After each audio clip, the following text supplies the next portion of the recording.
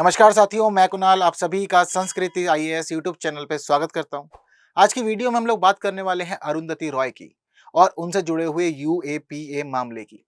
दरअसल अब हाल ही में दिल्ली के उपराज्यपाल वीके सक्सेना साहब ने कह दिया है कि अरुंधति रॉय के ऊपर यूएपीए के तहत केस चलाया जाए। अब इनके ऊपर मुकदमा चलाया जाएगा, दिल्ली के उपराज्यपाल ने अनुमति दे दी है। पर इन्होंने ऐसा कौन सा कार्य किया है जिस वजह से इनके ऊपर यूएपीए का मामला चलाया जा रहा है, ये पूरा मामला समझना ज़रूरी है। क्योंकि कुछ ना कुछ तो किया होगा जिस वजह से उपराज्यपाल ने अनुमति दी है। तो आज की हम लोग की पूरी क्लास जो है वह इसी पे ही है कि अरुंधति रॉय ने ऐसा क्या कार्य किया था, इनके ऊपर यूएपीए लगा है, क्या-क्या इससे जुड़े हुई अन्य बातें हैं और यूएपीए कानून को भी हम थोड़ा-सा जानते समझते हुए आज की इस क्लास में आगे बढ़ने वाले हैं। तो यही मामला हम लोग के सामने है कि अरुंधति रॉय पर यूएपीए के तहत चलेगा मुकदमा, क्या है पूरा मामला? अच्छे से जानते हो हम लोग आगे बढ़ेंगे। लेकिन यहाँ पर आप सबसे पहले ये समझ लीजिए कि इस पूरे मामले में अकेली अरुंधति रॉय ही नहीं है जिनके ऊपर यह मामला चलाया जा रहा है। एक और व्यक्ति है जिनके ऊपर मामला चलाए जाने की अनुमति दी गई है। उनका नाम है डॉक्टर शेख शौकत हुसैन। तो ये 2 लोग हैं इस पूरे के पूरे मामले में जिनके ऊपर गैर कानूनी गतिविधियां रोकथाम अधिनियम के तहत पूरा का पूरा केस ये चलाया जाना है। तो ज़रूरी है हम जानें कि क्या है मामला, क्यों चलाया जा रहा है, क्या कार्य इन्होंने ऐसा किया है और यूएपीए कानून क्या अब चर्चा में बहुत ज़्यादा है, क्यों इस प्रकार से तूल पकड़ रहा है, हर एक चीज़ देखेंगे हम लोग, ठीक है?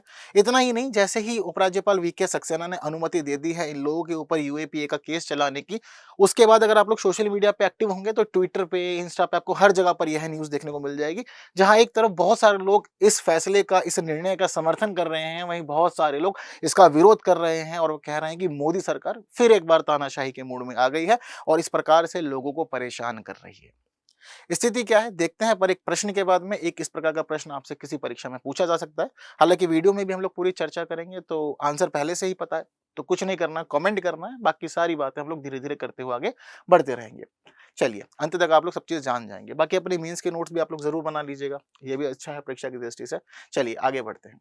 तो देखिए मामला क्या है। दरअसल ये जो पूरा का पूरा इंसिडेंट है, यह इंसिडेंट अभी का नहीं है। ये जो पूरी घटना है, यह घटना है वर्ष 2010 की। 27 नवंबर 2010 यानी कि आज से 14 साल पुराना मामला है। इस समय एक कार्यक्रम आयोजित हुआ था। यह जो कार्यक्रम था यह दिल्ली के अंदर एलटीजी ऑडिटोरियम के अंदर आयोजित हुआ था। जो पूरा कार्यक्रम था, यह कार्यक्रम आजादी द ओनली वे नामक कॉन्फ्रेंस के एक बैनर के तले चल रहा था। इस दौरान कुछ खास लोग इकट्ठे हुए और खास लोग इकट्ठे होने के बाद में इन्होंने कुछ टिप्पणियां की इन्होंने कश्मीर की स्वतंत्रता के ऊपर। तो इन्होंने कश्मीर के बारे में बोला, कश्मीर से जुड़े हुए भाषण दिए, जिसकी कुछ वीडियो क्लिप्स थी। वह वीडियो क्लिप एक खास व्यक्ति सुशील पंडित नाम है उनका, इन्होंने वह वीडियो क्लिप के आधार पर एफआईआर दर्ज करवाई है, जिसके बाद से ये पूरा का पूरा केस हम लोग देख रहे हैं कि चल ही रहा है। हालांकि 14 साल हो गए हैं अब तक इस मामले को चलते चलते, लेकिन अभी तक कोई अंतिम निर्णय इसके ऊपर आ नहीं पाया है। तो ये जो कार्यक्रम था ये अच्छा खासा चल रहा था। इस कार्यक्रम के अंदर कुछ खास लोग इकट्ठे हुए जिनकी बात लोग मान सकते हैं, इन्फ्लुएंसर हैं, कोई लेखक है, कोई प्रोफेसर है, इस प्रकार के लोग जो थे इस पूरे कार्यक्रम में आए थे। इन्होंने बातें की कश्मीर को भारत से अलग करने की।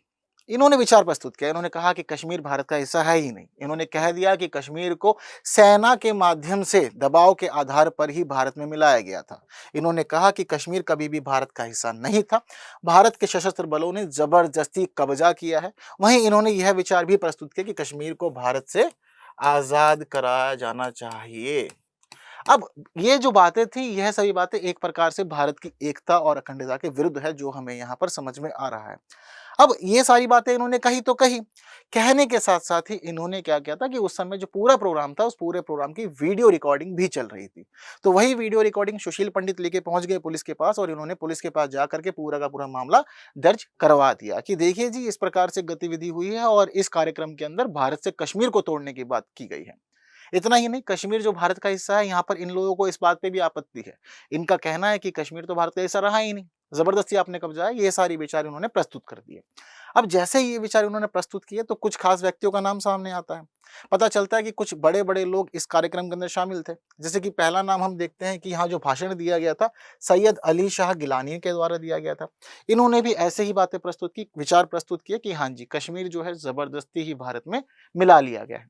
दूसरे एसएआर गिलानी, ठीक है? इसके अलावा हम लोग देखते हैं कि इस मामले में शामिल है अरुंधति रॉय और डॉक्टर शेख शौकत हुसैन, जिनके ऊपर अनुमति दी है मामला चलाने की अभी दिल्ली के लेफ्टिनेंट गवर्नर साहब ने।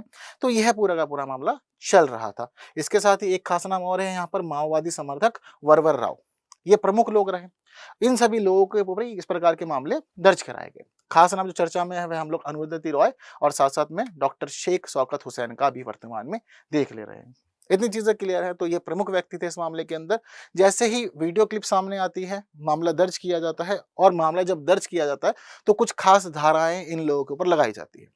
जो जो इस मामले के अंदर अभियुक्त थे उनके ऊपर भारतीय दंड संहिता की धारा 196 के तहत मुकदमा चलाने की मंजूरी दे दी गई है पिछले ही वर्ष अक्टूबर के महीने में एलजी साहब के द्वारा। इन्होंने पिछले साल ही ये फैसला किया था कि इसके ऊपर आप लोग आईपीसी के सेक्शन 196 के तहत केस चला लीजिए। शुरू हो गया था, लेकिन उसके बावजूद हम देख रहे थे कि यूएपीए बार बार चर्चाओं में आ रहा था कि भाई यूएपीए के तहत केस चलना चाहिए, क्योंकि आप लोग भारत की एकता अखंडता के विरुद्ध जा रहे हैं। लेकिन फिर भी जो मामला था वह अब तक इस स्थिति में था कि सिर्फ और सिर्फ आईपीसी के तहत ही चल रहा था। आईपीसी की कुछ खास धाराओं को लेकर के दिल्ली पुलिस पहुंची थी लेफ्टिनेंट गवर्नर साहब के पास में, और लेफ्टिनेंट गवर्नर से कहा था कि आप हमें अनुमति दे दीजिए। क्या क्या कहा था?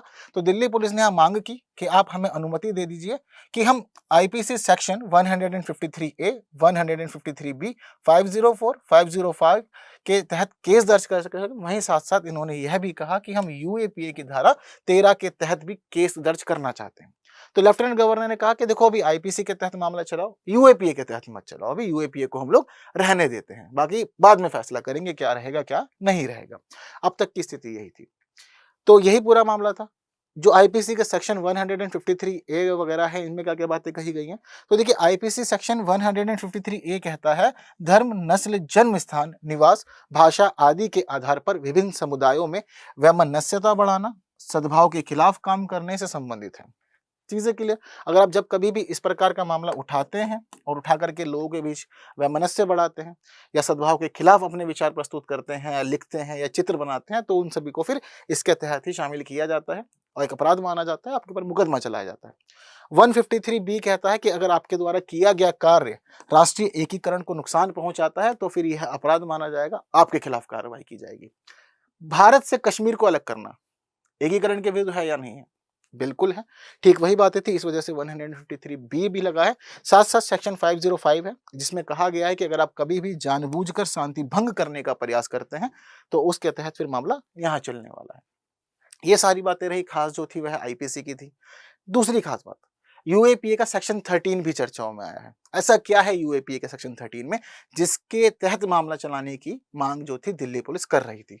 तो यूएपीए का सेक्शन 13 कहता है, किसी भी गैरकानूनी गतिविधि को उकसाने, प्रेरित करने या वकालत करने के लिए सजा से संबंधित है और इसमें अधिकतम 7 साल की कैद की हो सकती है आप लोग को। तो गैर कानूनी गतिविधि को अगर आप कभी भी उकसाते हैं, प्रेरित करते हैं, उसकी वकालत करते हैं, तो 7 साल तक की सजा निर्धारित है सेक्शन 13 के तहत यूएपीए के। इसी के तहत माना जा रहा था इनका कार्य जो है गैर कानूनी है और आप हमें इजाजत दे दीजिए मामला चलाने की। हालांकि रोका हुआ था, लेकिन अभी कल ही इजाजत इन्होंने दे दी कि ठीक है जी, मामला चला लो। अब इस प्रकार से कहानी ये जो है वह आगे बढ़ जा रही है। यूएपीए को भी थोड़ा समझ लेते हैं। यूएपीए जो है यह वर्ष 1967 में लाया गया था कानून।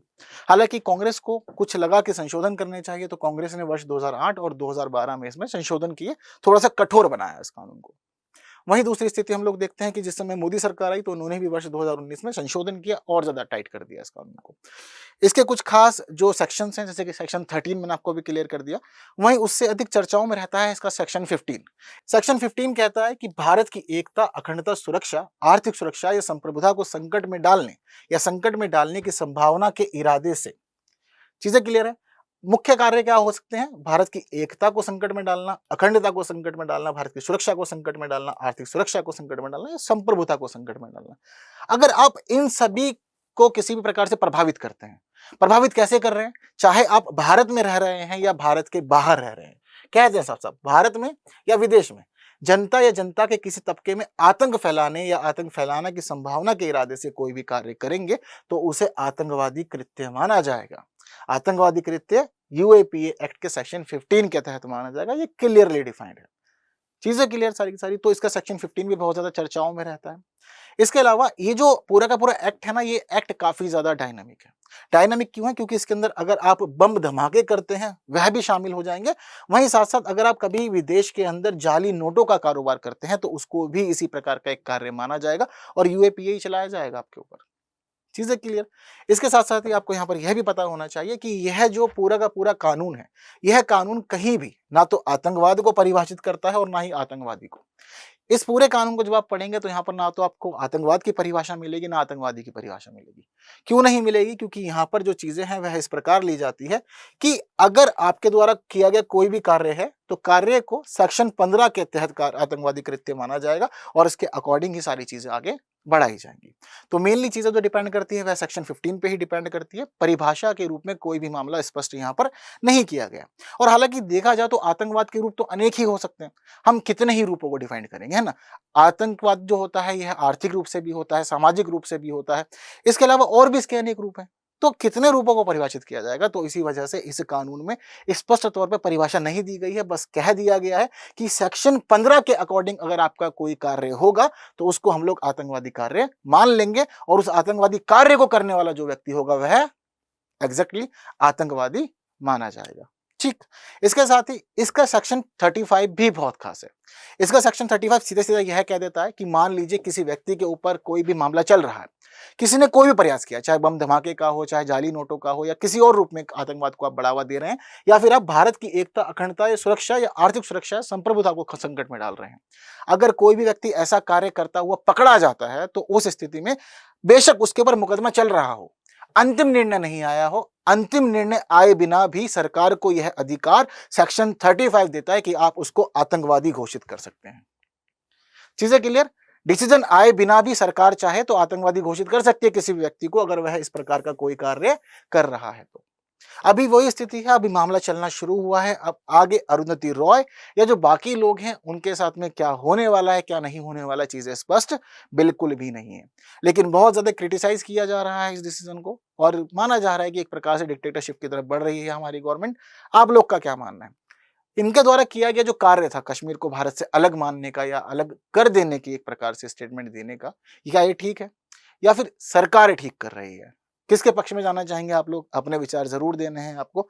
आने वाले समय में देखेंगे कि क्या रहेगी स्थिति इस पूरे के पूरे मामले की, क्योंकि इनके जो कार्य था ये तो हम लोगों ने प्रॉपर अच्छे समझ ही लिया है, बाकी चीजें हम लोग धीरे धीरे देखेंगे। पर एक खास बात हमारे देश में फिलहाल यह चल रही है कि यूएपीए के तहत जितने मामले दर्ज हो रहे हैं इनकी संख्या बहुत तेजी से बढ़ गई जब से वर्ष 2014 में मोदी सरकार आई है। अगर हम लोग देखें तो 2014 से पहले बहुत कम ही मामले दर्ज होते थे यूएपीए के तहत, लेकिन जब से सरकार बदली है तो यूएपीए के तहत मामलों की संख्या बहुत तेजी से बढ़ गई। 2016 से 2019 के बीच देखने को मिल रहा है कि यूएपीए के 5,922 मामले दर्ज हुए हैं। वहीं एनसीआर भी कहता है कि 2021 की रिपोर्ट के अनुसार कुल 132 लोगों के खिलाफ ही आरोप तय हो पाया है। यानी कि मामले जो हैं वह दर्ज तो बड़ी संख्या में लोगों पर हो रहे हैं, लेकिन आप उन लोगों पर मामले जो हैं वह तय नहीं कर पा रहे हैं। यानी कि यह स्पष्ट तौर पे नहीं हमारे सामने आ रहा है कि उन्होंने ही अपराध किया था। मान लीजिए किसी एक व्यक्ति के ऊपर लगा दिया गया यूएपीए कि जी ठीक है फलाना फलाना व्यक्ति है, ये यूएपीए के तहत दोषी है, लेकिन कानून तो सबूत मांगता है। जैसे कि अरुंधति रॉय का मामला क्या है कि वीडियो क्लिप पहुंची हुई है वहां पर, कानून सबूत मांगेगा, सबूत दोगे तो ही दोष सिद्धि होगी। तो वही चीज देखने को मिल रही है 2021 की रिपोर्ट में कि दोष सिद्धि आप बहुत ही कम लोगों के ऊपर कर पा रहे हैं क्योंकि आपके पास सबूत नहीं है। वहीं हमारे तत्कालीन केंद्रीय गृह राज्य मंत्री जी किशन रेड्डी साहब ने एक बार राज्यसभा को 2019 के आंकड़े बताए। 2019 के उन्होंने जो आंकड़े बताए उन आंकड़ों में पता चलता है कि पूरे देश में 1948 मामले दर्ज हुए थे, लेकिन इसके साथ साथ यहाँ पर यह भी बताया कि अधिकांशतः मामलों के अंदर आप आरोप साबित करने में असफल हुए हैं। इसकी वजह से देखने को मिला कि 64 लोगों को अदालत ने बरी कर दिया। इस मामले में ये एक बड़ी दिक्कत है, आप दोष सिद्ध नहीं कर पाएंगे। 2018 की बात की जाए तो 1421 लोगों पर मामले दर्ज हुए, सिर्फ 4 मामलों में ही ऐसा हुआ था कि आप दोष सिद्ध कर पाए हैं कि इन्होंने ऐसा कार्य किया है, बाकी मामलों में दोष सिद्ध नहीं कर पाए और 68 लोगों को अदालत ने बरी कर दिया। साथ साथ 2016 से 2019 तक गिरफ्तार किए गए लोगों में देखने को मिल रहा है कि सिर्फ 2% लोगों के ऊपर ही दोष सिद्धि हो पाई है, बाकी लोगों पर नहीं हो पाई है। और ये आंकड़ा बताता है कि भाई बहुत ही कम संख्या है। अगर आपने 100 लोगों के ऊपर मामला चलाना शुरू किया तो मात्र 2 ही लोग इसके तहत पाए जा रहे हैं कि हाँ, इन्होंने गलती की है, इनका अपराध है, बाकी आप सिद्ध ही नहीं कर पा रहे हैं। तो आने वाले समय में नहीं स्पष्ट है कि अरुंधति रॉय का मामला किस प्रकार से आगे बढ़ेगा और किस प्रकार से चीज़ें सामने आने वाली है। हालाँकि क्लिप है, लेकिन उसके बावजूद भी चीज़ें आगे कैसी होंगी नहीं पता। लेकिन एक जो देश में स्थिति है वो यही बनी हुई है कि देश में बड़ी संख्या में लोगों के ऊपर यूएपीए के मामले दर्ज हो रहे हैं, दोष सिद्धि नहीं हो पा रही है, ये हमारे आंकड़े भी बताते हैं। यूज़ कर लीजिएगा जब आप लोग मेंस का आंसर लिखेंगे ना, चीज़ें स्पष्ट कर दीजिएगा। मामला क्लियर है सारा? तो यही थी हम लोग की आज की पूरी कहानी, किस प्रकार से अनुमति दी गई, क्या था उनका मामला, क्या कहता है हमारा यूएपीए कानून और देश में यूएपीए के तहत मामले दर्ज हो रहे हैं तो उनकी क्या स्थिति बनी हुई है। अच्छे से समझा? तो जल्दी से इस प्रश्न का आंसर कमेंट कर दीजिए। क्यों इंतजार में है? और अपने नोट्स ज़रूर बना लीजिएगा, एक अच्छा आंसर आप लोग इसके माध्यम से बिल्कुल लिख सकते हैं। चीज़ें क्लियर? तो बिल्कुल उम्मीद करता हूँ वीडियो अच्छी लगी होगी, पसंद आई होगी, इन्फॉर्मेटिव लगी होगी, तो बिल्कुल चीज़ों को और बाकी लोगों तक पहुँचाइए, वीडियो शेयर कीजिए, वीडियो को लाइक भी ज़रूर कर दीजिएगा। अच्छे से समझा है तो आंसर भी कमेंट कर रहे होंगे ना, तो आंसर वेरीफाई भी करना होगा। तो देखिए आंसर आप लोग की स्क्रीन पर है। उम्मीद करता हूँ सही ही आंसर कमेंट किया होगा। तो बाकी बातें करेंगे हम लोग अगली वीडियो में, फिर कुछ नए विषयों को ला करके, लेकिन तब तक दीजिए मुझे विदा। Thank you so much.